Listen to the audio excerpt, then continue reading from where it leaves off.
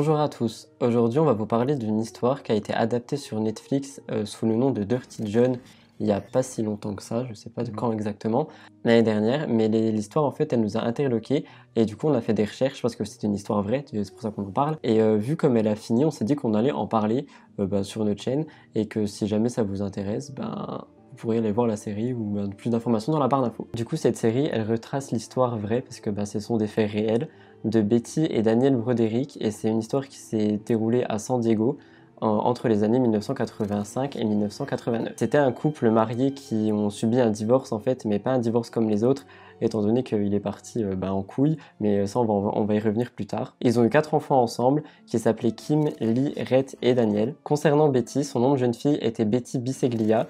Elle a vécu avec 6 frères et sœurs dans une banlieue à New York. Son père, Frank, était entrepreneur en construction prospère et toute la famille, elle était membre du country club, du coup ça fait que c'était une famille qui était quand même assez aisée. Quand elle est petite, Betty fait ses études dans une école catholique qui est privée et quand elle ira à l'université, ça sera pareil, sauf que cette école, cette université qui est le Mont Saint-Vincent, est exclusivement aussi pour les filles, mais elle rencontrera Daniel lors d'une fête à cette université lors de sa première année. Concernant Daniel, on n'a rien trouvé pour son enfance, du coup je vais juste vous dire un peu un résumé de sa vie. Il a été diplômé de la Cornell University pour la médecine et de Harvard pour le droit. C'est un avocat des fautes professionnelles médicales et il gagnait très bien sa vie étant donné qu'il gagnait environ 1 million de dollars par an. Et Betty évidemment elle le voyait comme quelqu'un de très intelligent, de très ambitieux et de très drôle. Je vais vous parler du couple de Betty et Daniel Broderick. Ils se sont rencontrés en 1965 lors d'une soirée à une université et c'est comme ça du coup qu'ils ont commencé leur liaison, tout d'abord par des lettres et ensuite ils ont décidé d'aménager ensemble. Betty et Daniel se sont mariés en 1969 et selon Betty c'est à ce moment-là que le couple a commencé à se disputer et à avoir des relations plus ou moins houleuses. Il faut savoir que lors du mariage, la mère de Betty était vraiment très en colère parce que Daniel n'a pas voulu porter de smoking. Et du coup, suite à ça, elle vire Betty Broderick de chez elle, du cocon familial, et elle devra aller s'installer dans la chambre universitaire de Daniel à Cornell, sauf que la chambre est une chambre universitaire, du coup c'est minuscule. À ce moment-là, Betty commence déjà à vouloir divorcer de son mari, sauf que pas de chance, elle tombe enceinte et du coup elle décide de rester avec son mari. Durant cette grossesse, Betty a décidé de la cacher parce qu'elle a trouvé un travail en tant qu'enseignante et si elle était enceinte, elle n'aurait pas pu enseigner. Donc elle a décidé de garder le travail parce que de toute façon, financièrement, c'était pas facile dans le couple. Du coup, Betty était enseignante de 3e année tout le long de sa grossesse jusqu'au moment de l'accouchement. Suite à ça, Dan va intégrer Harvard pour faire du droit. Il faut savoir qu'à la base, il a du coup étudié pendant 5 ans la médecine à Cornell, sauf que finalement, il s'est rendu compte que la médecine ne lui plaisait pas tant que ça.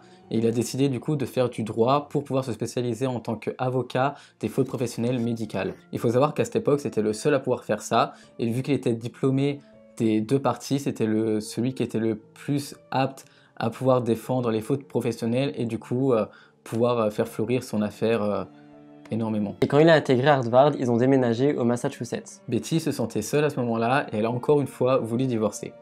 Sauf que, encore une fois, comme d'habitude, elle est retombée enceinte. Betty menaçait souvent Daniel de divorcer et Kim, du coup l'aînée, raconte souvent que quand elle était jeune, elle voyait Betty s'énerver énormément contre Daniel Broderick.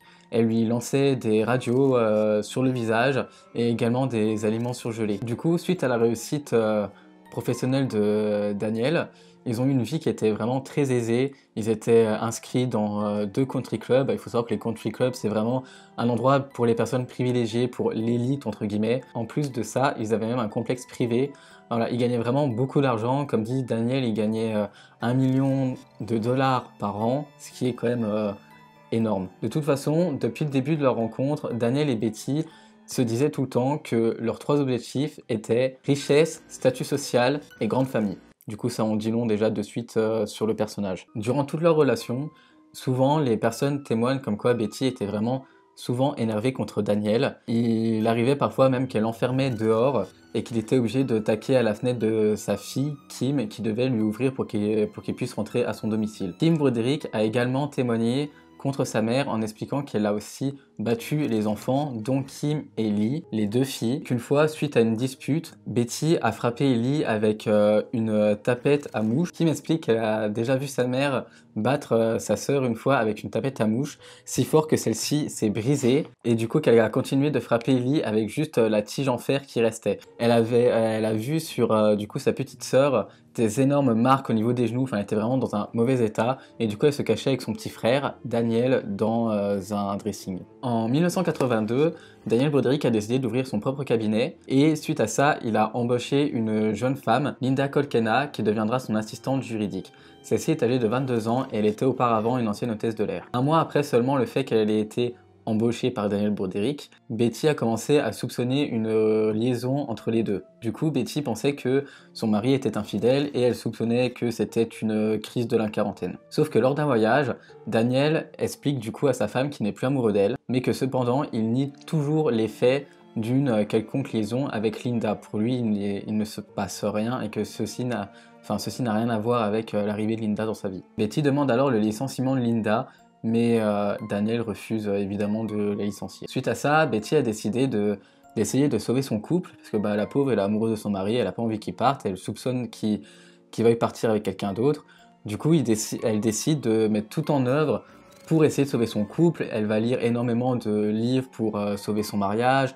Il me semble qu'elle va même suivre une thérapie. Suite à ça, le jour du 39e anniversaire de Daniel Broderick, c'est là que tout va commencer à s'enchaîner. Pour faire une surprise à son mari, elle a décidé de se rendre à son bureau. Donc elle s'est super bien habillée, elle avait un bouquet de roses avec une bouteille de champagne. Bref, elle voulait faire une belle surprise à son mari le jour de son anniversaire, sauf qu'elle s'aperçoit qu'il n'y a plus personne. Elle demande du coup à l'une des secrétaires où est passé son mari, et la secrétaire lui explique qu'il est parti il y a bien longtemps avec Linda. Suite à cette révélation, Betty va commencer vraiment à mal tourner, elle a littéralement pété les plombs. Elle est rentrée chez elle, elle a pris tous les vêtements de Daniel Broderick, sachant que c'est des vêtements faits sur mesure, donc qui coûtent relativement cher. Elle a tout mis dans le jardin, elle a absolument tout brûlé sous les yeux de ses enfants. À ce moment-là, plus tard, quand Daniel Broderick est rentré à la maison, au domicile familial, elle a demandé à Daniel de s'en aller, mais évidemment, lui a refusé de de partir de chez lui, parce que ça reste aussi sa maison, donc il a refusé de partir. En 1985, le divorce commence. Il a été vu comme le pire divorce de toute l'histoire de San Diego. Kim, l'aîné des enfants, voulait à tout prix que son père, Dan, quitte Betty et qu'il l'emmène avec elle, donc que Kim n'ait plus de contact avec Betty. Le divorce a duré en tout 5 ans. Et durant ce divorce, il y a Betty qui saccageait assez régulièrement une de leurs maisons de famille alors que Dan avait mis des restrictions pour pas qu'elle y aille, tout simplement. Dan voulait vendre la maison dans laquelle ils avaient vécu et donner 50% du prix de vente à Betty, mais elle refusait, alors qu'il lui avait déjà acheté aussi une maison pour elle à 650 000 $. Le juge, lui, par ailleurs, a accepté cette vente, et Betty, ça l'a mise totalement en colère. Elle était tellement en colère qu'elle a décidé d'enfoncer la porte d'entrée de Dan avec sa voiture, qui en plus contenait un couteau de boucher sur le siège passager. Daniel Broderick l'a fait enfermer pendant 3 jours en hôpital psychiatrique, mais elle a tout nié en disant qu'elle n'était pas folle et que c'était juste une tentative pour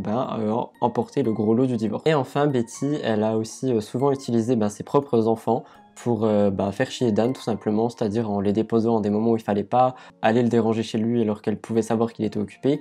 Et Kim, encore une fois, l'aîné, disait que c'était des situations qui les mettaient ultra mal à l'aise et que c'était des situations qui étaient horribles pour eux. Betty, par rapport à Dan, elle avait un comportement qui était vraiment assez horrible, c'est-à-dire qu'elle l'harcelait, elle les insultait, toute la famille, alors que techniquement c'était ses propres enfants aussi. Elle les menaçait, elle faisait que les visiter au domicile tout le temps alors qu'il y avait des restrictions. Mais Daniel donnait quand même une pension à Betty de 9 000 $ par mois, auquel du coup il a commencé à ajouter des amendes suivant ce qu'elle faisait, c'est-à-dire si elle venait, si elle les appelait, si elle les harcelait, si elle faisait du mal, etc. Concernant les amendes, il enlèvera en fait des prix fixes aux 9 000 $ qu'il donnait à Betty par mois. Il enlèvera 100 $ à chaque fois qu'elle utilisera un mot obscène. Elle perdra 250 $ à chaque fois qu'elle mettra un pied sur sa propriété, et 500 $ à chaque fois qu'elle mettra carrément les pieds dans la maison. Betty aura quand même commis une grande infraction, on va dire, c'est-à-dire qu'elle a pris les enfants alors qu'elle n'était pas du tout censée rendre visite aux enfants et les garder ce jour-là. Et du coup, Daniel, il enlèvera 1 000 € aux 9 000 € de la pension alimentaire. Et enfin, elle a affirmé que des fois elle accumulait tellement de dettes que Dan lui aurait dû moins 1300 $. Sauf que toute cette histoire n'a pas duré vraiment longtemps, étant donné que cette affaire était un petit peu illégale, et du coup le juge a fixé une pension à 12 500 $ par mois pendant quelques mois, puis à 16 000 $. Pendant le divorce, concernant Daniel,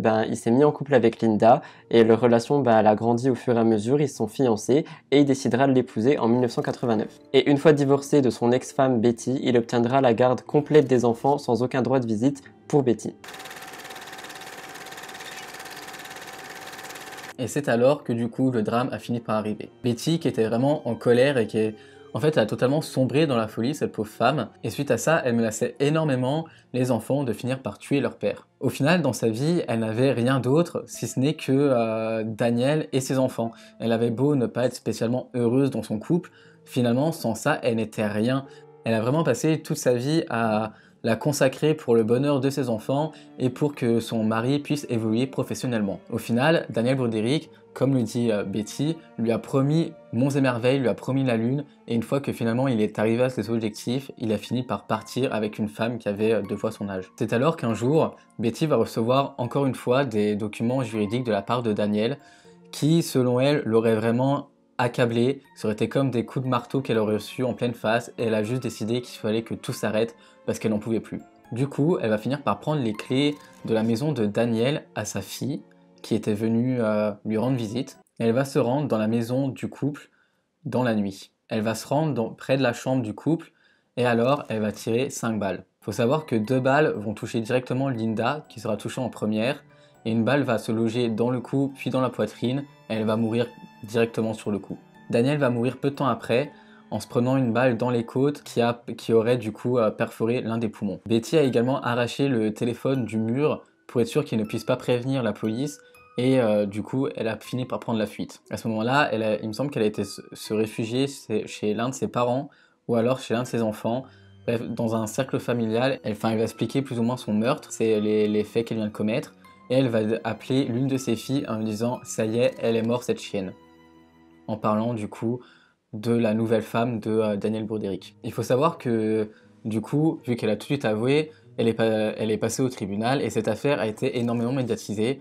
Et Betty Broderick a tout de même reçu énormément de soutien de la part d'autres femmes notamment, parce qu'elles peuvent comprendre son désespoir psychologique face à ça, son désarroi, parce que tu consacres toute une vie à une personne et finalement ce seul repère a fini par partir. Et il faut savoir qu'il l'a également pas mal manipulé, il a énormément menti, il l'a poussé à bout. Les deux, je pense, ont des torts. Après, effectivement, elle n'avait pas à aller aussi loin, elle n'avait pas à les tuer, hein. Évidemment, je dis pas que j'approuve, mais on peut comprendre cette forme de folie qu'elle a traversée suite à ces événements qui étaient vraiment compliqués pour elle. Des experts psychiatres ont été invités à la barre et du coup, on décrit un profil psychologique de Betty Broderick. Suite à ça, il y a eu beaucoup d'avis, dont 2 ou 3 différents. L'un pense que Betty Broderick souffrirait de dédoublement de la personnalité, qu'elle avait du coup un comportement qui était caractérisé par une haine gigantesque, une exagération sauvage et vraiment, comme dit, une haine criminelle. Elle était très impulsive et n'arrivait pas du tout à gérer sa colère. Un deuxième avis psychiatre pense qu'elle n'avait pas du tout de problème psychiatrique, si ce n'est que de souffrir d'une grosse dépression qui l'aurait alors poussé à la folie. Un troisième avis pense que Betty Broderick souffrait de 2 troubles de la personnalité, qu'elle était donc narcissique et un trouble de la personnalité histrionique. Et du coup qu'elle n'était pas spécialement malade, enfin du moins qu'elle était saine au moment de ses crises et qu'elle arrivait très bien à se gérer, entre guillemets. Et d'autres pensent que c'était du coup le mari qui était un pervers narcissique et du coup c'est ce qui aurait poussé, entre guillemets, Betty Broderick d'avoir agi de la sorte. À l'heure d'aujourd'hui, Betty demeure toujours en prison et elle a demandé une sortie en 2017, mais elle a été refusée. Daniel Jr., son fils, dit qu'elle ne devrait pas sortir parce que c'est un énorme danger pour la société, mais au contraire, ses filles, elles, disent qu'elle devrait sortir vu que le seul danger pour qui elle était, donc Daniel, le père, et Linda, sont morts, donc techniquement c'est plus un danger pour personne. Ses enfants viennent la voir plusieurs fois par an, et elle pourra demander une sortie qu'en 2034, donc elle aura environ, si on a bien calculé, 86 ans. Voilà tout le monde, c'était donc la tragique histoire du couple Broderick. Je peux pas dire que j'espère que ça vous a plu, mais je sais pas quoi dire. Si vous avez d'autres idées d'affaires ou d'histoires que vous voulez qu'on traite, n'hésitez pas à les dire en commentaire. Sinon, vous pouvez vous abonner à la chaîne comme d'habitude et nous laisser un petit like sous la vidéo. Et nous, on vous dit à bientôt dans une prochaine vidéo. Salut. Yo. Bye!